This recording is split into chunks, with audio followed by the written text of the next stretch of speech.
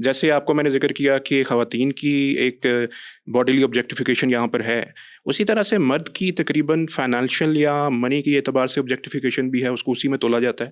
کیا آپ سمجھتی ہیں کہ اس کو یہ ایک کہ بجائے کہ خاتون کو بھی نہیں دیکھا جاتا کہ وہ انسان کیسی ہے، بس یہ دیکھا جاتا ہے کہ وہ کیسی ہے، اپیرنس کیسی ہے، اسی طرح سے مرد کو بھی نہیں دیکھا جاتا کہ کیسا انسان ہے، اچھا ہے یا برا ہے، لیکن اس کی آبجیکٹیفیکیشن یہ ہے کہ شاید اس کے بارے میں کہ اس کے پاس پیسہ کتنا ہے، اس طرح سے اس کو معاشرے میں دیکھا جاتا ہے. تو آپ کے خیال میں کیا یہ چیز اس طرح سے دونوں طرح سے درست ہے یا اس میں کوئی امپروومنٹ کی گنجائش؟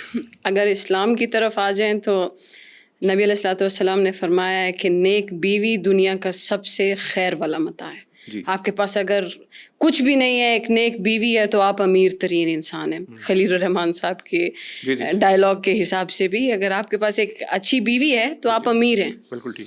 اسی لحاظ سے جو مرد ہے اس کے اندر پیسہ پہلی پرائیورٹی نہیں ہے، دین پہلی پرائیورٹی ہے. لیکن میں یہاں پہ اس چیز کو لازمی ہائی لائٹ کروں گی کہ کہیں پاکستانی مردوں کو یہ ایک اور وہ ریزن نہ مل جائے کہ جو اقتصادیات ہیں، جو آپ کے فائنانس ہوتے ہیں، اس کا ڈائریکٹ لنک آپ کے کریکٹر اور آپ کے جسے کہہ لیں کہ مائنڈ سیٹ کے ساتھ ہوتا ہے. اگر آپ فائنینشلی اسٹیبل نہیں ہیں، آپ مینٹلی اسٹیبل نہیں رہیں گے.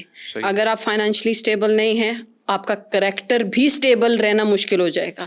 تو ایسا نہیں ہے کہ غربت کے لیے کہیں پر بھی کوئی جسٹیفیکیشن ہو کہ ایک صحت مند مرد موجود ہے ہٹا کٹا اور وہ کام نہیں کر رہا ہے.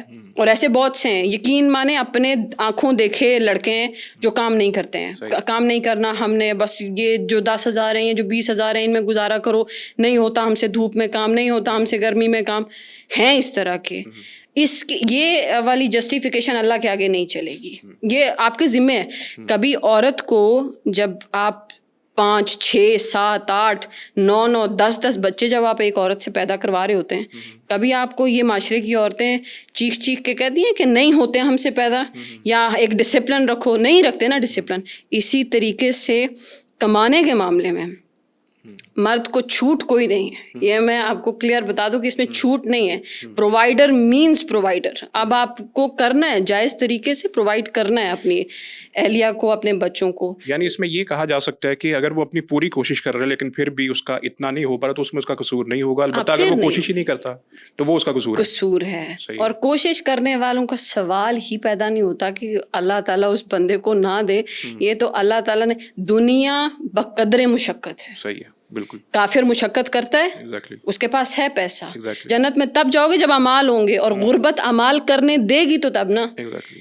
آپ پسینے سے لت پت ہوئے ہوئے کبھی نماز پڑھے نا کسی وقت کی کہ آپ کو صحیح لو والی گرمی لگ رہی ہو، آپ پوری نماز میں اللہ کو نہیں یاد کر پائیں گے، آپ اس پسینے میں ہی ہوں گے. بالکل صحیح.